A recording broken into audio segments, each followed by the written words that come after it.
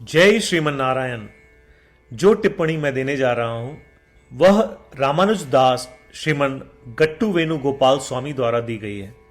अध्याय 15 पुरुषोत्तम प्राप्ति योग श्लोक 3। न रूपमस्येह तथोपलभ्यते नान्तो न चादिः न च सम्प्रतिष्ठा अश्वत्थमेनं सुविरूढमूलम् असङ्गशस्त्रेण दृढेन छित्त्वा। ओम। गीताचार्य श्री कृष्ण परमात्मा अर्जुन सहित हम सबको पुरुषोत्तम प्राप्ति योग सिखा रहे हैं। परमात्मा कह रहे हैं, अर्जुन, इस अश्वत्थ वृक्ष का वास्तविक स्वरूप या इसका अंत, इसका आरंभ या इसका आधार अनुभव नहीं किया जा सकता, लेकिन हर किसी को इस गहरी जड़ वाले अश्वत्थ या संसार वृक्ष को काट देना चाहिए।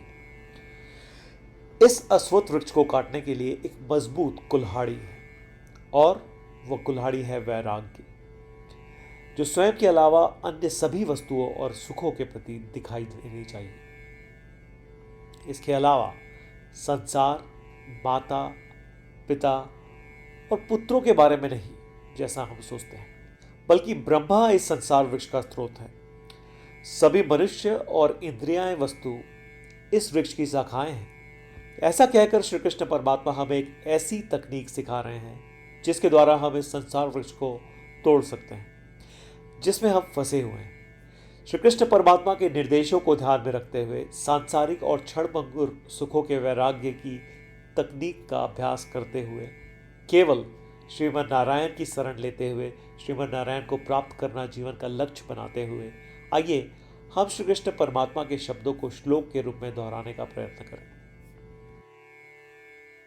न रूपमस्येह तथोपलभ्यते नान्तो न चादिर्न च सम्प्रतिष्ठा अश्वत्थमेनं सुविरूढमूलम् असङ्गशस्त्रेण दृढेन छित्त्वा।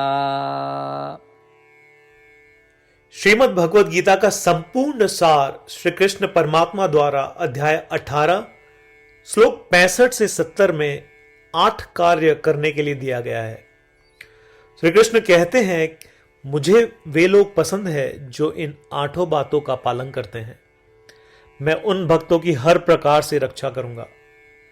श्री कृष्ण परमात्मा द्वारा बोली गई संपूर्ण भगवद गीता को सुनने के बाद अर्जुन कहते हैं, करिष्ये वचनम तव, जिसका अर्थ है, कृष्ण, मैं वैसा ही करूंगा जैसा आप कहेंगे।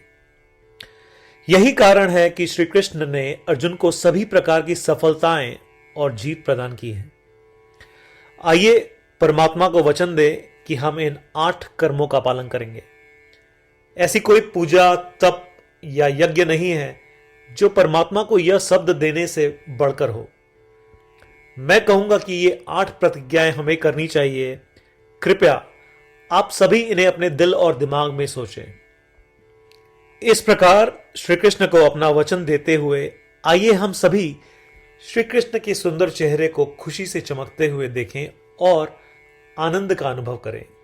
जय श्रीमन नारायण। ये है हमारे 8 वचन।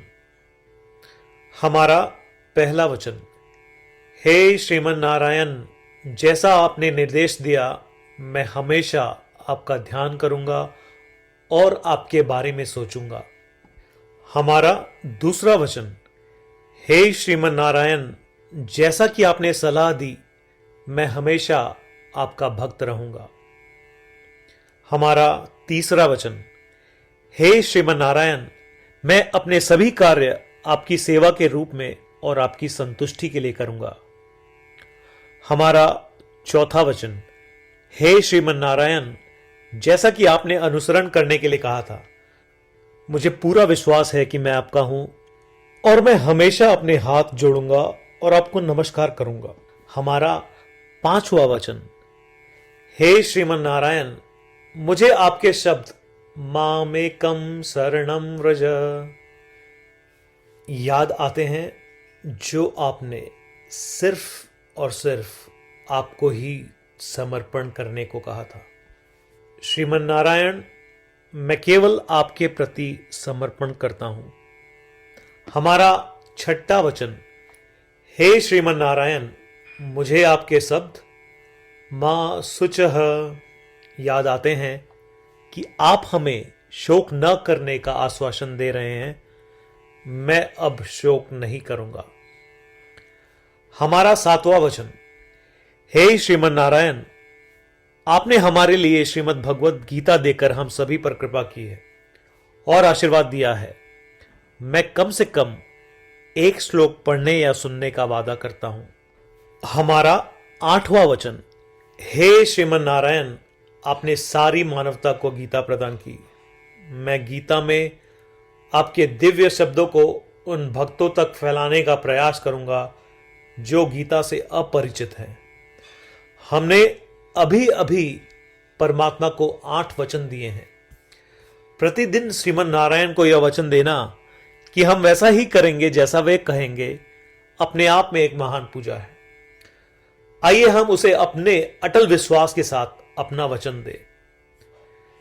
श्रीमन नारायण करिष्ये वचनम तव, जिसका अर्थ है, श्रीमन नारायण, मैं आपके निर्देशों के अनुसार कार्य करूंगा।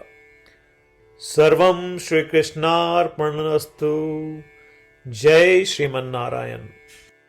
न रूपमस्येह तथोपलभ्यते,